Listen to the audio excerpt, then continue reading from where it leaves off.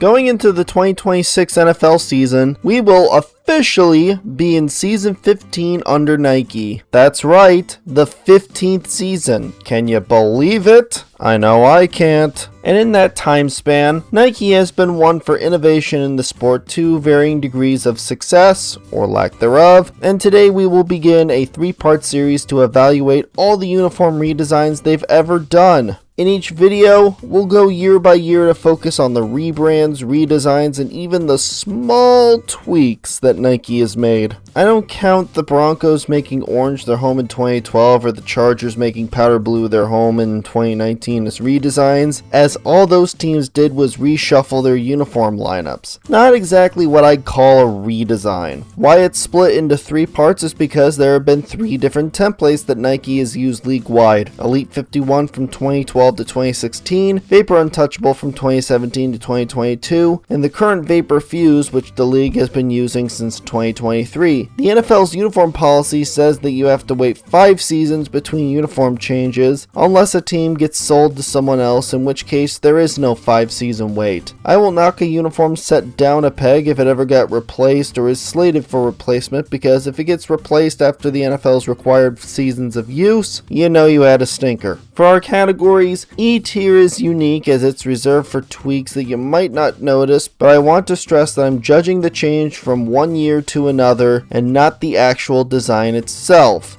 And people will still misinterpret it. D tier is reserved for garbage that I believe is the worst of the worst. C tier is for uniforms that don't do much for me and makes me go, meh. B tier is for the ones that are average and are neither turning heads nor are offensive. A tier are for good redesigns that put a smile on my face. And S tier is for uniforms that I think are top looks that a team should keep for years to come and might be something I'd buy. So with all that said, let's start with the template that kicked off the Nike era with the Elite 51 template. 2012 was the first season where the entire league was under Nike, and we got a couple of updates that I'll cover together because they're basically the same story. The Bears and Chiefs going from Reebok to Nike moved the TV numbers from the sleeves to the top of the shoulders, as well as their sleeve stripes enlarging. This has been a nice upgrade for both their homes and roads, and in my eyes improves these uniforms, though I'll still have nostalgia for numbers on the sleeves. Would I be surprised if most normies never noticed this? Probably not, unless someone owned a Reebok and a Nike and put them side by side. Easy E tier, though let me stress again, the designs are still good. Don't overreact, okay?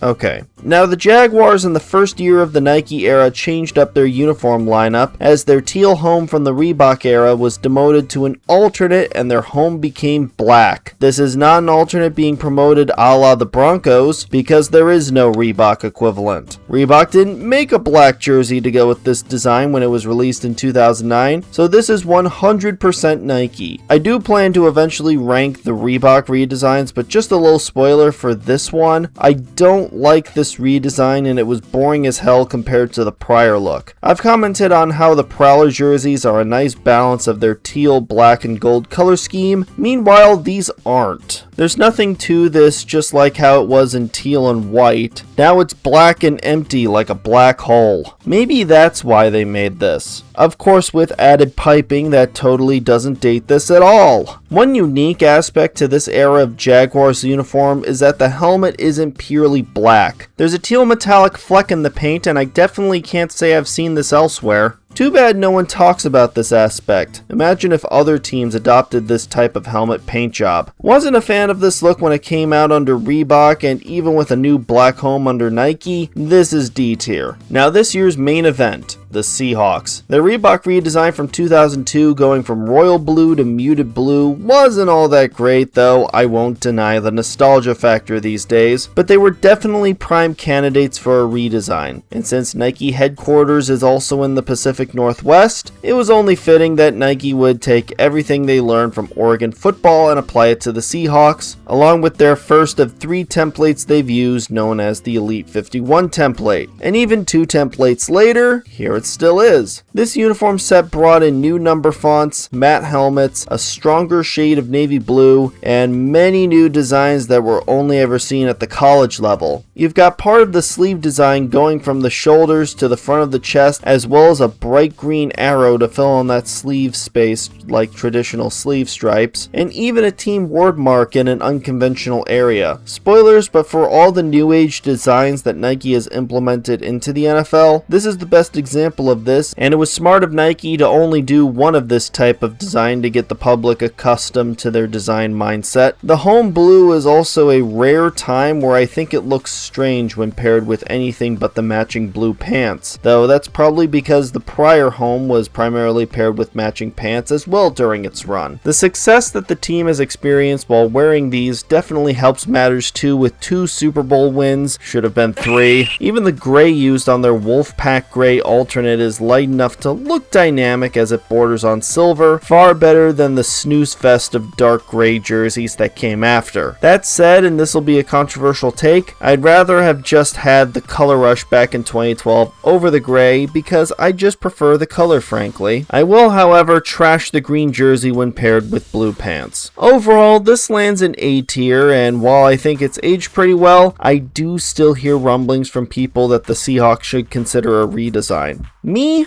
I don't think it's all that necessary. 2013 gave us 3 full-on redesigns, and the best one of the 3 is easily the Vikings. After their gross over-designed Reebok look that they had since 2006 ran its course, Nike decided to hone in on what made the Vikings design good and then some. No more ugly swooshing designs all over the body. Now they had a unique font that matches the namesake, even if double numbers are all asymmetrical for some reason. The helmet is also matte, and it looks nice with both this set as well as the color rush, which came later. As for the uniform combos, I'll always enjoy the purple on white and white on purple. White on white is okay. What's never okay is purple on purple because it looks terrible. Get rid of it. This combo was especially redundant when they had their color rush before ditching it after the 2022 season. Still doesn't look good even after that fact. But even despite that uniform combo, this still deserves being our first S tier. Now on the contrary,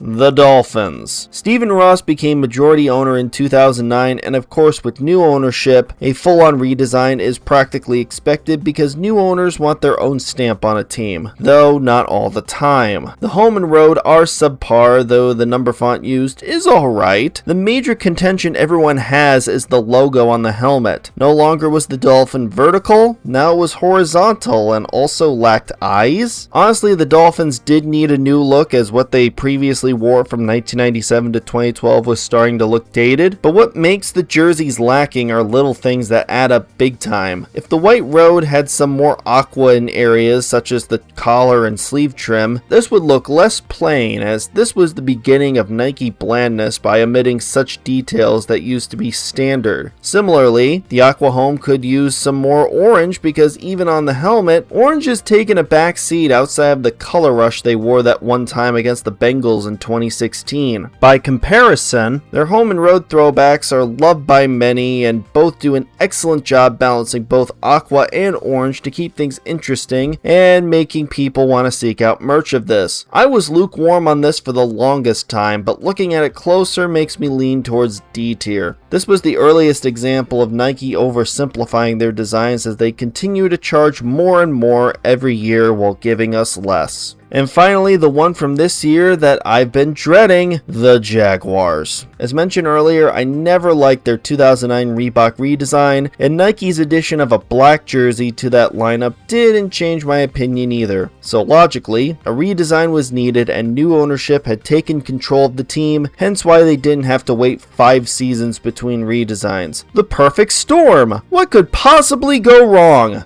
How about everything?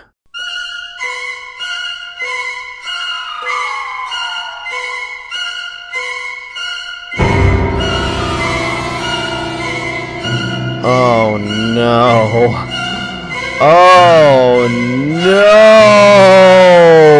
no. Whenever whenever someone talks about Nike slop, this is always at the forefront. The black should never touch the teal. This gold up top makes the collar look its absolute ugliest. This gross gold to matte black gradient on the helmet. And do I even need to explain the color rush that we got from this? I don't think so. This has been talked about to death.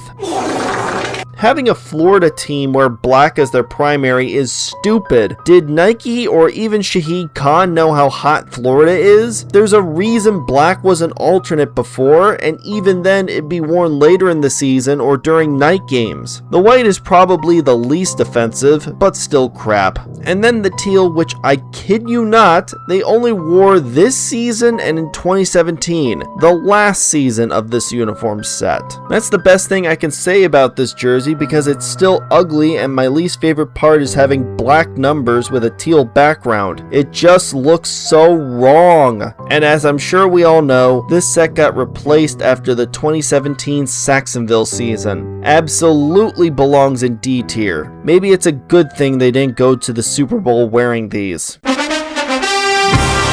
Only one redesign for 2014, and it's the Buccaneers. Tampa's first uniform change since switching from creamsicle to red in 1997. This of course came from the same Think toilet that gave us those Jacksonville jerseys, and while I don't think these are as bad as those Jags duds, they're still pretty bad. We got pewter shoulders. Why put such a dark color on the shoulders for a Florida team? Even when they wore white at home for those scorching hot early season games, still had them. Couldn't escape it. Only the color rush introduced in 2015 avoided the pewter shoulders. Instead, it gave us pewter numbers on a red background, which never looked right. But at least it gave us ketchup versus mustard. We did get some more creamsicle after it had remained on the number kit after the red changeover, but probably the most egregious detail is the digital clock numbers. Now, while a block number font will never go out of style, a unique number font is always nice to have and what fans tend to think of whenever they think about the team. I would imagine these would be looked at more fondly had the Bucs won anything during this era. Like, imagine if they had Brady wearing these.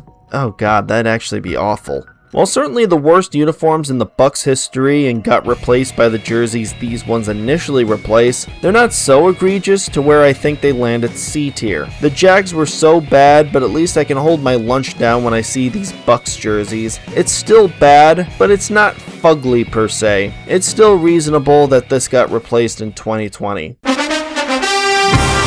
For the most plain and basic look in modern NFL history, I have to give it to Nike for trying to redesign the Browns of all teams. Probably the most significant change made in this redesign was darkening the Browns orange from a pumpkin shade to a burnt shade, akin to what Oregon State uses. This is definitely the most college looking of the redesigns we've seen so far, thanks to the giant Cleveland word mark across the front, a design element Nike would use in future redesigns. They swapped out white and brown numbers on the home and road for orange numbers with some drop shadow breakup. Never was the biggest fan of this, to be honest. Cleveland before was careful in their use of orange. Now it's getting out of hand here. The Browns actually tried a brown jersey with orange numbers in 1984, and it didn't survive that year's preseason, which should tell you everything. Even something as basic as sleeve stripes got an evolution of sorts as they extend to the front of the jersey, kind of like what the Seahawks did. I don't know why Nike was compelled to put browns on the side of the pants, as I think they'd look better without that word mark. And this set features the last time Cleveland ever had an orange alternate after last having one in 2004. Considering the brown color rush this set was paired with had orange numbers and continues chugging along today after losing its word mark and adding an alternate helmet, the color rush still uses the simpler jersey style from prior years, which is probably why it was more accepted than the main set, and nowadays is only worn in a limited number of games, unless we're talking 2019. This overall is C tier because even though this will always be ugly, I have to give Nike kudos for trying to make the NFL's most basic design look cool. I do like all the color distribution for all three colors, whether we're talking the jerseys or pants, but being associated with a winless season and wanting to wipe the slate clean with a new era led by Baker Mayfield made this lineup a prime candidate for replacement. It's certainly better than other attempts before and after this, but best that Cleveland moved on from this in 2020.